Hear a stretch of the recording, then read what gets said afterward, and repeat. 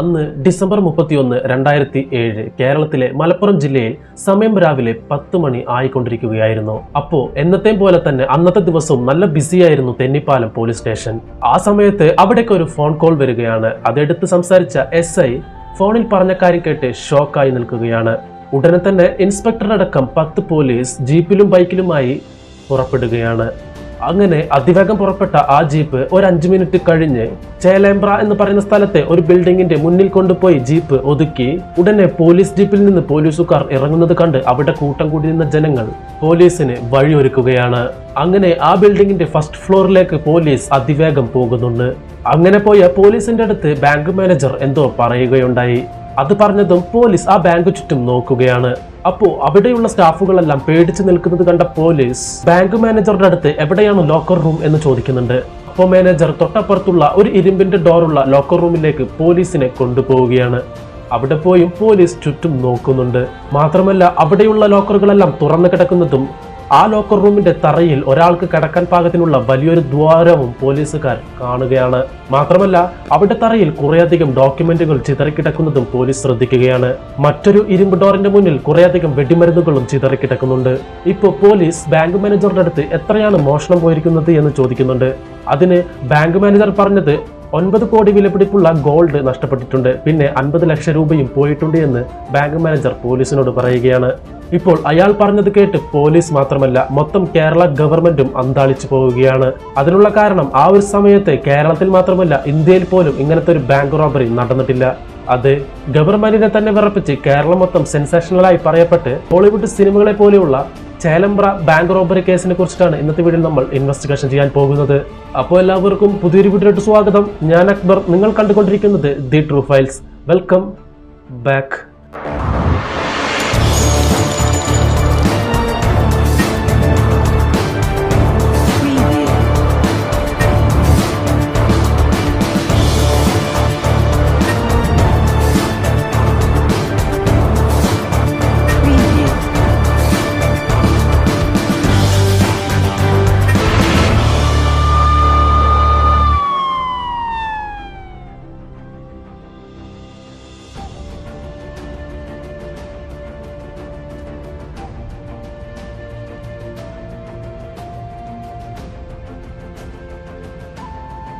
ഇപ്പോൾ ഫസ്റ്റ് ഫ്ലോറിലുള്ള ആ ബാങ്കിലേക്ക് ഗ്രൗണ്ട് ഫ്ലോറിൽ നിന്ന് ഒരാൾക്ക് കടക്കാൻ പാകത്തിനുള്ള ഒരു ദ്വാരം ഉണ്ടാക്കിയിട്ടാണ് ബാങ്ക് റോബറി നടന്നിരിക്കുന്നതെന്ന് പോലീസിന് മനസ്സിലാവുകയാണ്.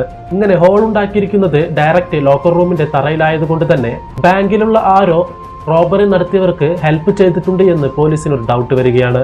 അതിന്റെ പേരിൽ അവിടെയുള്ള ബാങ്ക് മാനേജർ, സ്റ്റാഫ്സ് എന്നിങ്ങനെ എല്ലാവരെയും പോലീസ് ചോദ്യം ചെയ്യുകയാണ്. അതിൽ റോബറി നടന്നതിന്റെ തലേദിവസം ഞായറാഴ്ച ആയതുകൊണ്ട് തന്നെ എല്ലാവരും ലീവായിട്ട് വീട്ടിലായിരുന്നുവെന്നും അതിൽ ചില പേർ മാത്രം ഫാമിലിയുമായി പുറത്തായിരുന്നുവെന്നും പോലീസിന് മനസ്സിലാവുകയാണ്. അവരുടെ അലാബൈ ചെക്ക് ചെയ്തപ്പോഴും അവർ പറയുന്നത് സത്യമാണെന്ന് പോലീസിന് മനസ്സിലായി. അതേസമയം പോലീസ് ഗ്രൗണ്ട് ഫ്ലോറിൽ വന്ന് അവിടെ ആ റൂമിന്റെ ഷട്ടർ തുറന്ന് അവർ ഉള്ളിലേക്ക് പ്രവേശിക്കുകയാണ്. അങ്ങനെ പ്രവേശിച്ച അവർക്ക് അവിടെ ഹോട്ടലിൽ യൂസ് ചെയ്യുന്ന ഗ്യാസ് സ്റ്റൗ, ഗ്രൈൻഡർ എന്നിങ്ങനെ കുറേയധികം എക്യുപ്മെന്റ്സ് പോലീസുകാർ അവിടെ കാണുകയാണ്. മാത്രമല്ല അവിടെ തറയിൽ മുളക് പൊടി വിതറിയിരിക്കുന്നതും അവർ അവിടെ കാണുകയാണ്. ഇതിലൊരു കാര്യം പ്രത്യേകം പോലീസ് ശ്രദ്ധിക്കുന്നുണ്ട്. അതെന്താണെന്നാൽ ചിതറിക്കിടക്കുന്ന മുളക് പൊടിയിൽ ജയ് മാവോ എന്ന് റോബറി നടത്തിയവർ എഴുതി വെച്ചിരിക്കുന്നത് പോലീസ് പ്രത്യേകം നോട്ട് ചെയ്യുകയാണ്.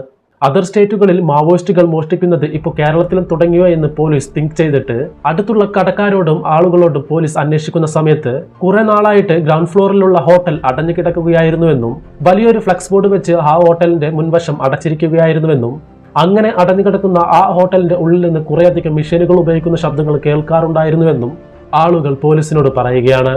ഇപ്പൊ പോലീസ് ആ ബിൽഡിങ്ങിന്റെ ഓണറെ ചോദ്യം ചെയ്യുകയാണ്. അപ്പോൾ അയാൾ പറയുന്നത് 1 വർഷം മുൻപ് ഞാൻ മൊയ്തീൻ എന്ന് പറയുന്ന ഒരു വ്യക്തിക്ക് ഗ്രൗണ്ട് ഫ്ലോർ വാടകയ്ക്ക് കൊടുത്തിട്ടുണ്ടായിരുന്നു. അയാളായിരുന്നു അവിടെ ഹോട്ടൽ നടത്തി വന്നിരുന്നത്. ഇപ്പോൾ 1 മാസം മുൻപാണ് മൊയ്തീൻ ഒരു വ്യക്തിയെ കൊണ്ടുവന്നിട്ട് ഇയാളാണ് ബാബു, ഇനി ഹോട്ടൽ മുന്നോട്ട് നടത്താൻ തീരുമാനിച്ചിരിക്കുന്നത് ബാബുവാണ്, ഞാൻ കുറച്ച് ആലോചിച്ചതിന് ശേഷം അതിന് ഓക്കെ പറയുകയായിരുന്നുവെന്നും അത് കഴിഞ്ഞ് 2 ആഴ്ച കഴിഞ്ഞ് 50,000 രൂപ അഡ്വാൻസുമായി ബാബു എന്നെ കാണാൻ വന്നിരുന്നുവെന്നും മാസാമാസം വാടക തുക കറക്റ്റായിട്ട് തന്നെ തന്നോളാം എന്നും പറഞ്ഞു. മാത്രമല്ല ഹോട്ടലിൽ കുറച്ച് പണികളുണ്ട്, അത് തീരാൻ 2 മാസം പിടിക്കും, ഫെബ്രുവരിയിലായിരിക്കും ഹോട്ടൽ തുറന്ന് പ്രവർത്തനം ആരംഭിക്കുന്നത്, അതുവരെയ്ക്കും വാടകയ്ക്ക് മുടക്കമൊന്നും വരത്തില്ല, വാടക കറക്റ്റായിട്ട് തന്നെ തന്നോളാം എന്നും ബാബു ആ ഒരു ബിൽഡിംഗ് ഓണറിന്റെ അടുത്ത് പറയുകയുണ്ടായി. ഞാനും 2-3 പ്രാവശ്യം അവിടെ ചെന്ന് നോക്കുമ്പോൾ കല്ലും കട്ടയും സിമെന്റ് എല്ലാം ഇറക്കി വെച്ച് പണിക്കാരെയും കൊണ്ട് അതിൻ്റെ ഉള്ളിൽ മെയിൻ്റനൻസ് വർക്ക് ചെയ്തുകൊണ്ടിരിക്കുകയായിരുന്നുവെന്നും മാത്രമല്ല ഇപ്പോൾ ബാങ്കിൽ മോഷണം നടന്നിട്ടുണ്ട് എന്ന് നിങ്ങൾ വന്ന് പറയുമ്പോഴാണ് ഈ കാര്യങ്ങളൊക്കെ ഞാൻ അറിയുന്നത് എന്നും ആ ഒരു ബിൽഡിങ്ങിന്റെ ഓണർ പോലീസിനോട് പറയുകയാണ്. ഇപ്പോൾ പോലീസ് ആ മൊയ്തീൻ എന്ന് പറയുന്ന വ്യക്തിയെ ചോദ്യം ചെയ്യുകയാണ്. ആരാണ് ബാബു, നിങ്ങൾ രണ്ടുപേരുമാണോ മോഷണം നടത്തിയത് എന്നൊക്കെ. അപ്പോൾ ആ സമയത്ത് മൊയ്തീൻ പറഞ്ഞത്, എനിക്ക് ബാബുവിനെ അത്രയ്ക്കൊന്നും പരിചയമില്ല, പക്ഷേ ഞാൻ ഈ ഹോട്ടൽ നടത്തിയിട്ട് അതിൽ നിന്ന് വെറും ലോസ് മാത്രമാണ് എനിക്ക് ലഭിച്ചത്. ആ ഒരു സമയത്താണ് ബാബു എൻ്റെ അടുത്ത് വന്നിട്ട് എനിക്ക് ഹോട്ടൽ നടത്തി എക്സ്പീരിയൻസ് ഉണ്ട്, നിങ്ങളെ കൊണ്ട് പറ്റില്ലെങ്കിൽ ഈ ഹോട്ടൽ ഞാൻ എടുത്ത് നോക്കിക്കോളാം, ഇവിടെയുള്ള പാത്ര സാധനങ്ങളും ഞാൻ തന്നെ യൂസ് ചെയ്തോളാം, കിട്ടുന്ന വരുമാനത്തിന്റെ പാതി ഞാൻ നിങ്ങൾക്ക് തന്നുകൊള്ളാമെന്നും ബാബു പറയുകയുണ്ടായി. ഹോട്ടൽ നടത്തിക്കൊണ്ട് പോയി നഷ്ടം മാത്രമുണ്ടായിരുന്ന എനിക്ക് ഒരു പണിയും ഒരു മുതൽ മുടക്കുമില്ലാതെ കാശ് കയ്യിൽ കിട്ടുമെന്ന് ചിന്തിച്ചാണ് ഞാൻ ബിൽഡിംഗ് ഓണറുടെ അടുത്ത് ബാബുവിനെ കൊണ്ടുപോയി സംസാരിപ്പിച്ചതെന്നും മൊയ്തീൻ പോലീസിനോട് പറയുകയാണ്. അങ്ങനെ ബാബുവിന്റെ മൊബൈൽ നമ്പർ പോലീസുകാർ മൊയ്തീന്റെ കയ്യിൽ നിന്ന് കളക്ട് ചെയ്യുകയാണ്. പക്ഷേ ആ നമ്പർ സ്വിച്ച് ഓഫ് എന്നാണ് പറയുന്നത്. അതേസമയം ഫോറൻസിക് ടീം അവിടെ പരിശോധിക്കുന്ന സമയത്ത് അവർക്ക് അവിടെ നിന്ന് ഒരു ഫിംഗർ പ്രിന്റ് പോലും കിട്ടിയിരുന്നില്ല. മാത്രമല്ല ഡോഗ് സ്ക്വാഡുകൾ വന്ന് അവിടെ പരിശോധിക്കുന്ന സമയത്ത് അവിടെ മുളക് പൊടി ഉള്ളത് കൊണ്ട് തന്നെ ഒരു നായകൾക്കും അവിടെ ഒന്നും മണത്ത് പിടിക്കാൻ സാധിച്ചില്ല. അങ്ങനെ ബാബുവിന്റെ മൊബൈൽ അഡ്രസ്സ് കണ്ടുപിടിക്കുകയാണ് പോലീസ്. അതിലുള്ള സിം കാർഡ് റിലയൻസ് ആണ് എന്നും മലപ്പുറത്തുള്ള ക്രിസ്റ്റൻ എന്ന് പറയുന്ന ഒരു വ്യക്തിയാണ് ആ സിമ്മിന്റെ ഓണർ എന്നും മാത്രമല്ല അയാളുടെ അഡ്രസ്സും പോലീസുകാർക്ക് കിട്ടുകയാണ്. അങ്ങനെ ആ വ്യക്തിയുടെ അടുത്തേക്ക് പോലീസുകാർ പോവുകയാണ്. അങ്ങനെ അവിടെ പോയി പോലീസ് അയാളോട് ചോദ്യം ചെയ്യുന്ന സമയത്ത് ആ ഫോണ് 1 മാസം മുൻപ് 200 രൂപയ്ക്ക് അയാൾ മൊബൈൽ കടയിൽ വിറ്റിട്ടുണ്ടായിരുന്നു എന്ന് അയാൾ പോലീസിനോട് പറയുകയാണ്. ഇപ്പോൾ നിങ്ങൾക്കൊരു ഡൗട്ട് വന്നേക്കാം, ഫോണ് കടയിൽ വിറ്റിട്ടുണ്ടായിരുന്നു എന്ന് നിങ്ങൾ പറയുന്നുണ്ട്, അപ്പോൾ എങ്ങനെയാണ് ബാബുവിന്റെ നമ്പർ ക്രിസ്റ്റന്റെ അഡ്രസ്സുമായിട്ട് ബന്ധപ്പെട്ടിരിക്കുന്നത് എന്നൊരു ചിന്താഗതി നിങ്ങൾക്ക് വന്നേക്കാം. അതിനുള്ള മെയിൻ കാരണം അന്നത്തെ കാലത്ത് റിലയൻസ് ഫോണായിരുന്നു കൂടുതലും ഉണ്ടായിരുന്നത്. റിലയൻസ് ഫോണിനെ കുറിച്ച് നിങ്ങൾക്ക് എല്ലാവർക്കും അറിയാം. ആ ഒരു ഫോണിൽ ആ ഒരൊറ്റ സിം മാത്രമേ ഉപയോഗിക്കാൻ സാധിക്കുകയുള്ളൂ, വേറെ ഒരു സിമ്മും ആ ഒരു ഫോണിൽ ഉപയോഗിക്കാൻ സാധിക്കില്ല. അങ്ങനെ ആ ഫോണും ആ സിം കാർഡും പുതുതായി എടുത്തത് ക്രിസ്റ്റനാണ്. അങ്ങനെ 200 രൂപയ്ക്ക് ക്രിസ്റ്റൻ വിറ്റതിന് ശേഷം ആ കടയിൽ നിന്ന് ബാബുവാണ് ആ ഒരു മൊബൈൽ ഫോണും സിം അടക്കം വാങ്ങിച്ചിരിക്കുന്നത്. ഇതിൽ ഡൗട്ട് തോന്നിയ പോലീസ് ആ വിറ്റ കടയിൽ പോയി അന്വേഷിക്കുന്നുണ്ട്. അപ്പോൾ ഇങ്ങനത്തെ ഒരു ഫോണും ഇയാളാണ് കൊണ്ടുവന്ന് വിറ്റതെന്നും പോലീസുകാർക്ക് അവിടെ നിന്ന് മനസ്സിലാവുകയാണ്. മാത്രമല്ല വിറ്റ് കുറച്ചു കാലം കഴിഞ്ഞതും ആ ഫോൺ മറ്റൊരാൾ വാങ്ങിപ്പോയിട്ടുണ്ട് എന്നും പോലീസിന് മനസ്സിലാവുകയാണ്. അപ്പോൾ കൃഷ്ണനെ കണ്ട ബിൽഡിംഗ് ഓണറും മൊയ്തീനും ഇത് ബാബു അല്ല എന്ന് പോലീസിനോട് പറയുകയാണ്. അപ്പോൾ പോലീസ് ഇവരോട് ബാബുവിനെ കാണാൻ എങ്ങനെയായിരിക്കും ഉണ്ടാവുക, നിങ്ങൾ പറയുന്ന അടയാളത്തിൽ ഇവരെ കൊണ്ട് ഒരു രേഖാചിത്രം പോലീസ് നിർമ്മിക്കുകയാണ്. അതായത് ബാബുവിന്റെ ഒരു ഫേസ് ഡ്രോയിങ് ചെയ്യുകയാണ്. അതിനുശേഷം കേരളത്തിലെ എല്ലാ പോലീസ് ഹെഡ്ക്വാർട്ടേഴ്സിലേക്കും മാവോയിസ്റ്റുകൾ അധികമായുള്ള ആന്ധ്ര പോലീസ് ഹെഡ്ക്വാർട്ടേഴ്സിലേക്കും ആ ഒരു ഫോട്ടോ അയക്കുകയാണ്. TV, പത്രം എന്നിങ്ങനെ എല്ലാ മീഡിയയിലൂടെയും ബാബുവിന്റെ ആ ഫേസ് പബ്ലിഷ് ചെയ്തിട്ട് ഇവനെ കുറിച്ചുള്ള എന്തെങ്കിലും വിവരം കിട്ടുന്നവർ ഞങ്ങളെ ബന്ധപ്പെട്ട് കഴിഞ്ഞാൽ അതിനുള്ള റിവാർഡ് നിങ്ങൾക്ക് ലഭിക്കുമെന്നും പറയുകയാണ്. അപ്പോൾ ആ സംഭവം നടന്ന് ഒരാഴ്ച കഴിഞ്ഞ് ജനുവരി 11-ാം തീയതി പോലീസിന് ഒരു ഫോൺ കോൾ വരികയാണ്. അതിൽ ഞാൻ ഹൈദരാബാദിൽ നിന്നാണ് കോൾ ചെയ്യുന്നത്, ഇവിടെയുള്ള ഒരു ഹോട്ടലിൽ ഞാൻ പോയപ്പോൾ വലിയൊരു ബാഗുമായി ഒരു വ്യക്തി റൂം നമ്പർ 413 പോകുന്നതും ഒരു അരമണിക്കൂർ കഴിഞ്ഞ് ആ വലിയ ബാഗില്ലാതെ അയാൾ മാത്രം തിരിച്ചു വരുന്നതും ഞാൻ കണ്ടു.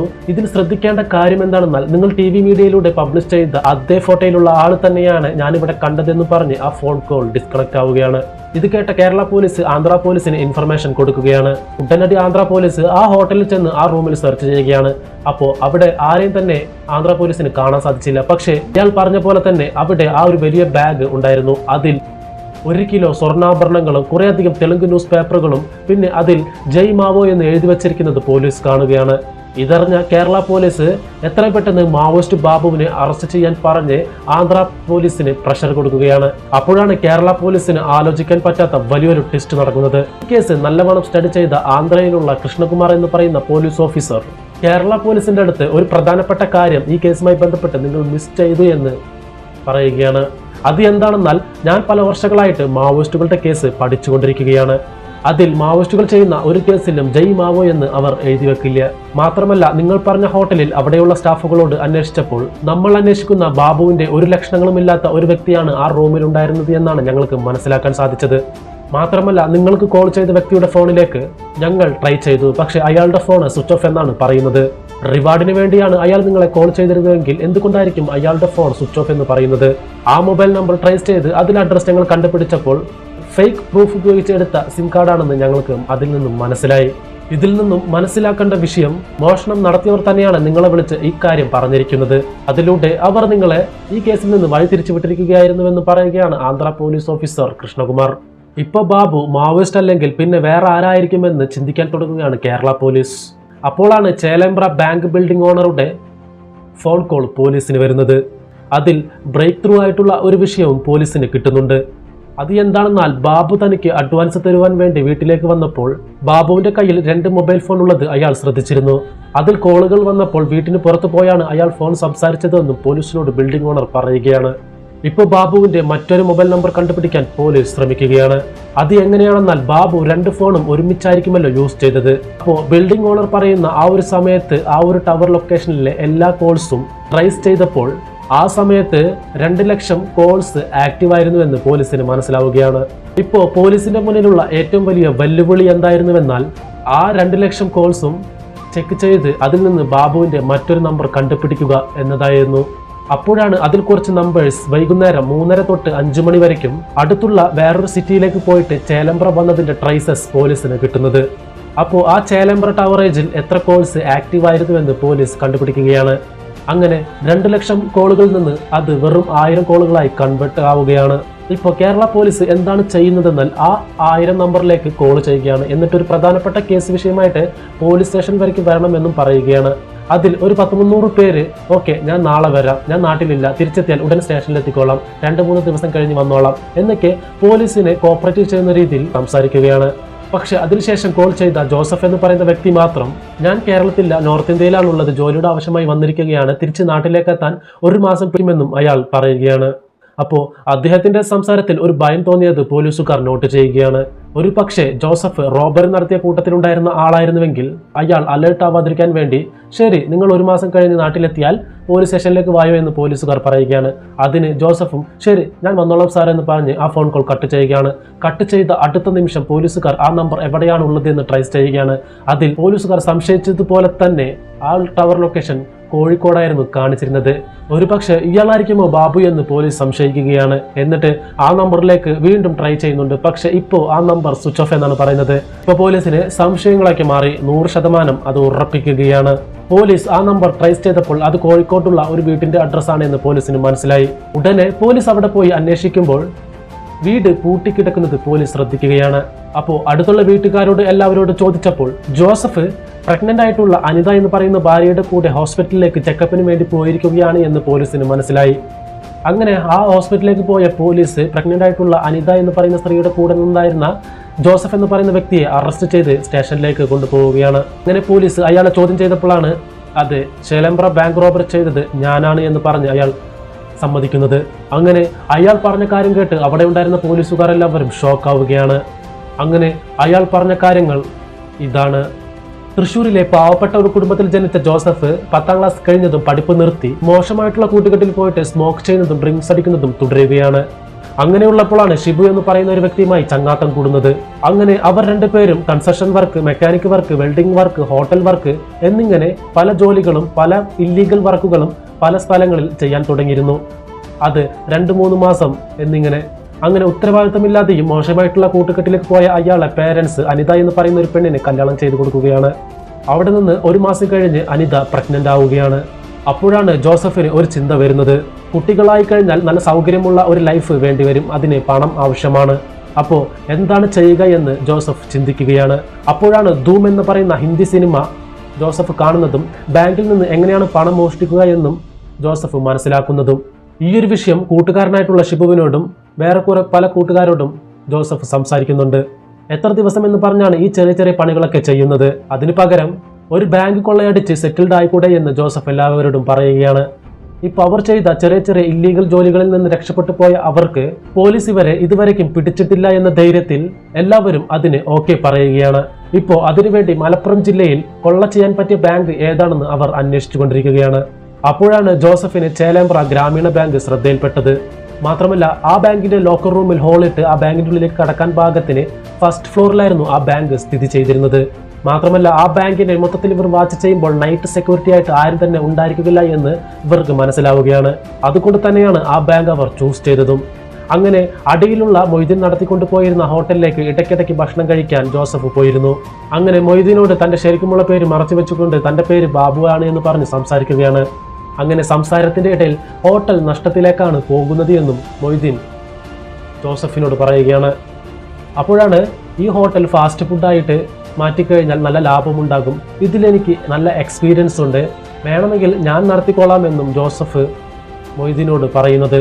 ഇതിനുശേഷമാണ് ഒരാഴ്ച കഴിഞ്ഞ് ജോസഫിനെ കൊണ്ട് മൊയ്തീൻ ബിൽഡിംഗ് ഓണറുടെ അടുത്തേക്ക് പോയിട്ടുള്ളത്. ഇപ്പോൾ ആ ബാങ്കിന്റെ ലോക്കർ റൂം കറക്റ്റായിട്ട് എവിടെയാണ് സ്ഥിതി ചെയ്യുന്നത് എന്നറിയാൻ വേണ്ടി ഷിബു ആ ബാങ്കിലേക്ക് ഒരു നോർമൽ കസ്റ്റമർ എന്ന രീതിയിൽ പോയിട്ട് എനിക്ക് കുറച്ച് പണം വെക്കാനുണ്ട്, ഇവിടെ സേഫ് ആണോ എന്ന് പറഞ്ഞ് ലോക്കർ റൂം കാണുകയാണ്. എന്നിട്ട് ഹോട്ടലിൻ്റെ ഉള്ളിൽ കുറച്ച് പണികളുണ്ട്, 2 മാസം പിടിക്കും പണികൾ തീരാൻ എന്ന് പറഞ്ഞ് മറ്റുള്ളവരെ ബോധിപ്പിച്ച് ഇവരുടെ പ്ലാൻ എക്സിക്യൂട്ടീവ് ചെയ്യാൻ തീരുമാനിക്കുകയാണ്.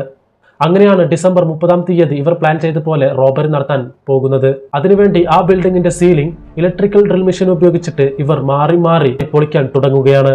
അങ്ങനെ 2 മണിക്കൂർ പണിത ഇവർ അകത്ത് ഒരാൾക്ക് പോകാൻ പാകത്തിന് അളവിന് ഹോൾ വന്നതും കയ്യിലും കാലിലും ഗ്ലൗസ് ഉപയോഗിച്ച് മേലെ കയറുകയാണ്. എന്നിട്ട് ഇവരുടെ പക്കലുണ്ടായിരുന്ന ഗ്യാസ് വെൽഡിംഗ് മെഷീൻ ഉപയോഗിച്ച് ലോക്കറുകൾ തുറക്കുകയാണ്. എന്നിട്ട് അതിനകത്തുള്ള പണവും സ്വർണവും എടുത്തതിന് ശേഷം അവിടെ മൊത്തം മുളക് പൊടി വിതറി അവിടെ ജയ് മാവോ എന്ന് എഴുതി വെക്കുകയാണ്. എന്നിട്ട് അവിടെ നിന്ന് രക്ഷപ്പെട്ട് കാറിൽ പോകുമ്പോൾ അവരുടെ കയ്യിലുണ്ടായിരുന്ന ഡ്രിൽ മെഷീനും വെൽഡിംഗ് സെറ്റും ഹാമറും ഒരു റിവറിൽ വലിച്ചെറിയുകയാണ്. എന്നിട്ട് വീട്ടിൽ പോയി കാർ നിർത്തിയതിനു ശേഷം അവിടെ 1 കിലോ അളവിലുള്ള സ്വർണവും 40 ലക്ഷം രൂപയും അവർ അവിടെ വെക്കുകയാണ്. എന്നിട്ട് ബാക്കിയുള്ള 10 ലക്ഷം രൂപ ഇവർ തമ്മിൽ ഈക്വലായി വീതിച്ചെടുക്കുകയാണ്. എന്നിട്ട് ബാക്കി വരുന്ന 8 കിലോ സ്വർണ്ണാഭരണം കൊണ്ട് ഇവർ മെഡ്രാസിലുള്ള റാംസേട്ട് എന്ന് പറയുന്ന സ്വർണ്ണമിടപാടുകാരന് വിൽക്കാൻ പോവുകയാണ്. അവിടെ പോയി 7 കിലോയോളം സ്വർണം അവർ അവിടെ വിൽക്കുകയാണ്. അതിൽ മിച്ചമുണ്ടായിരുന്ന 1 കിലോ സ്വർണ്ണാഭരണം എടുത്ത് ഷിബു ഹൈദരാബാദിൽ ആ ഹോട്ടലിൽ പോയിട്ട് കേരള പോലീസിനെ വിളിക്കുകയാണ്. കേരള പോലീസ് വഴി തിരിച്ച് വിടുകയായിരുന്നുവെന്ന് പറഞ്ഞ് പോലീസിനോട് അവർ പറഞ്ഞ് അവസാനിപ്പിക്കുകയാണ്. പിന്നീട് 2013 മാർച്ചിൽ കോടതി ഇവർക്ക് 10 വർഷം കഠിന തടവ് വിധിക്കുകയാണ്. ഒരു സിനിമ കണ്ട് ഇവർ ചെയ്ത പ്ലാൻ വിശ്വസിക്കാൻ പോലും പറ്റാത്തതായിരുന്നു. പോലീസ് അതിവിദഗ്ധമായി മെനക്കെട്ട് ആ കോൾസ് ട്രേസ് ചെയ്തിട്ടില്ലായിരുന്നുവെങ്കിൽ ഒരിക്കലും മോഷ്ടാക്കളെ പിടിക്കാൻ സാധിക്കില്ലായിരുന്നു. പക്ഷെ ഇവിടെ കേരള പോലീസിന്റെ ബ്രില്യൻസ് സമ്മതിച്ചേ പറ്റൂ. എനിവേ, ഈ വീഡിയോ കണ്ട നിങ്ങളുടെ അഭിപ്രായം താഴെ കമന്റിൽ പറയുക. എന്താണ് നിങ്ങൾക്ക് പറയാനുള്ളത്? മാത്രമല്ല നമ്മുടെ സോഷ്യൽ മീഡിയ പേജുകൾ ഫോളോ ചെയ്യാത്തവരാണെങ്കിൽ ഫോളോ ചെയ്യുക. ലിങ്ക് ഞാൻ ഡിസ്ക്രിപ്ഷൻ ബോക്സിൽ കൊടുത്തിട്ടുണ്ട്. ഈ വീഡിയോ ലൈക്ക് ചെയ്യാനും ഷെയർ ചെയ്യാനും നമ്മുടെ ചാനലിലേക്ക് ആദ്യമായിട്ട് വരുന്നവർ ചാനൽ സബ്സ്ക്രൈബ് ചെയ്ത് കൂടെ കാണുന്ന ബെൽ ബട്ടൺ എനേബിൾ ചെയ്യാനും മറക്കരുത്. അപ്പോൾ ഇതേപോലുള്ള ഇൻവെസ്റ്റിഗേഷൻ വീഡിയോയുമായിട്ട് അടുത്ത വീഡിയോയിൽ കാണാം. എല്ലാവർക്കും നന്ദി, നമസ്കാരം.